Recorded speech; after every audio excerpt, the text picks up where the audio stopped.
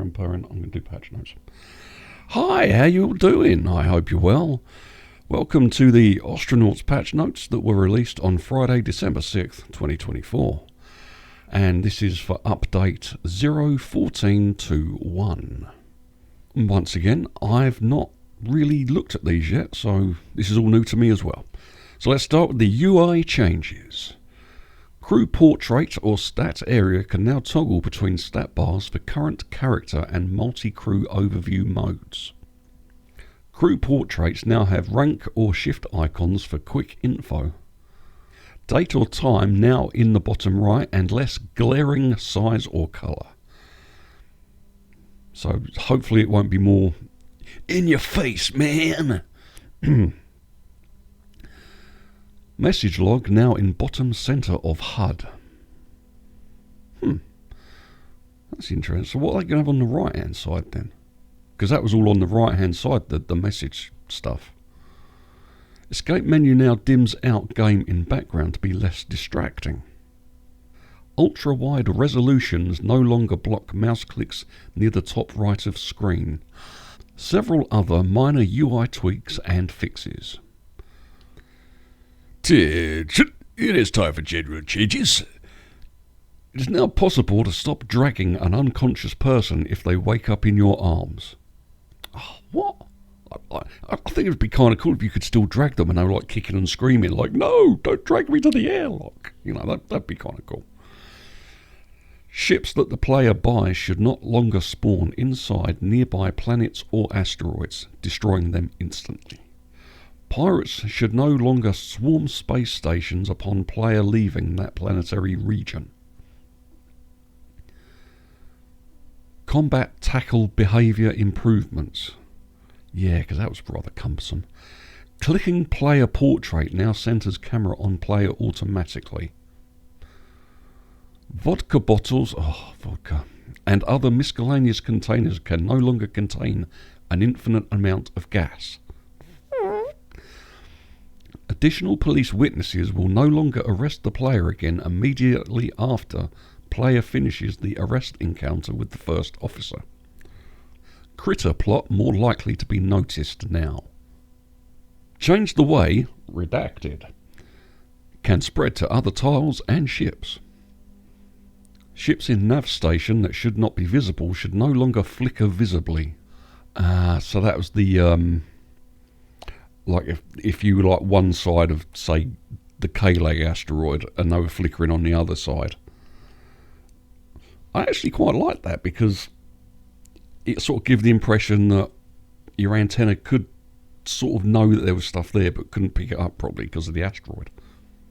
Scavenger spawn rates should be more well behaved now. Pirates transponders should remain off after a save or load. I've seen that cropping up on the in the forums a lot about the pirates transponders. So that'd be interesting. I haven't encountered it myself yet, I don't think. Kiosk and trader restock rates should be more predictable now. ATC should no longer be missing from the ATC comms channel.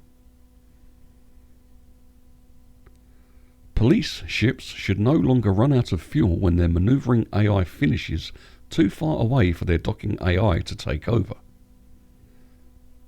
This update continues our hardening and quality of life QOL improvements phase, addressing some more HUD and UI elements, plus working on gameplay and other issues reported by players.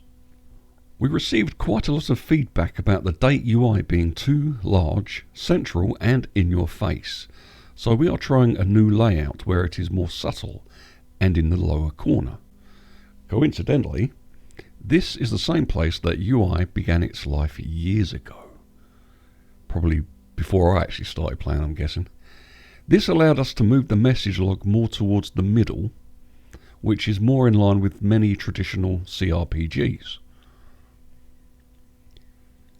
We also added a new toggle to the lower left corner where player stat bars are. When you first gain a crew member, or when you toggle the crew button there, the stat bars will be replaced by a scrolling list of crew status cards. In each you can see some high level info on that crew member, plus be able to click on them to jump directly to them. All crew portraits also now sport icons for the current crew rank and shift. The escape menu also received quite a bit of rework. Buttons should now be laid out a little more in line with their priority. These include some new buttons to quit directly to desktop, a toggle to automatically save on close, and an indicator to tell the user if they have saved during this session or not. There is also now a link to the official Steam guide to help new users who prefer a more guided tour of the game, instead of the manual or tutorial prompts. On the game side, we've fixed the bug which caused dragged unconscious people to be undroppable if they woke up. Newly purchased ships will no longer spawn inside Ganymede 1036 when Okalek Station is positioned just right, and clicking the player portrait now auto-centers the camera on that character. We saw a number of reports about swarms of pirates brawling on stations after a player left and returned to a region of the system.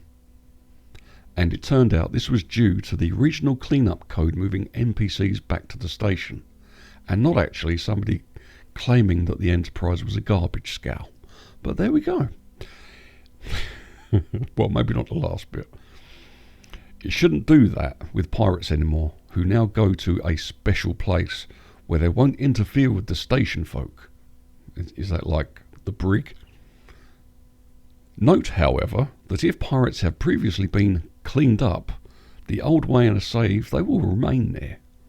We noticed a bug in the way AI chose combat moves, which overused tackle as an option.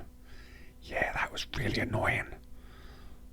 So we did some fixing and tweaking there to make combat more variable.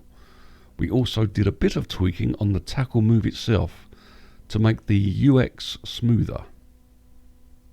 We also finally patched the vodka bottle infinite gas exploit that I knew nothing about, and are working to fix other cases of that exploit. A few plot related fixes also feature in this build, including a fix to the way Redacted jumps ships, plus a number of other fixes. How do you not know about the exploit, man? I mean, it's totally there. I didn't, okay? I honestly did not know. Good, man, you're just such a noob. Yeah, I know. That was very nice. Shush. As always, there's plenty more for us to fix, change and add, and we'll be continuing roughly that order. In the meantime, let us know if this patch helps you out, as well as if it reveals new problems. Best, Daniel Fedor, founder, Blue Bottle Games, LLC. And no, I'm not Daniel Fedor. Or Feder, or Fedor. I don't know how to pronounce that. I'm sorry, Daniel. I'm sorry. Well, that's your patch notes for Ostranauts. Version 0.14.2.1. Released on Friday, December 6th, 2024. With me, the one and only, the notorious, the probably clinically insane in some regards, Agent Lonergan. Have a great day, and I'll see you on the flip side.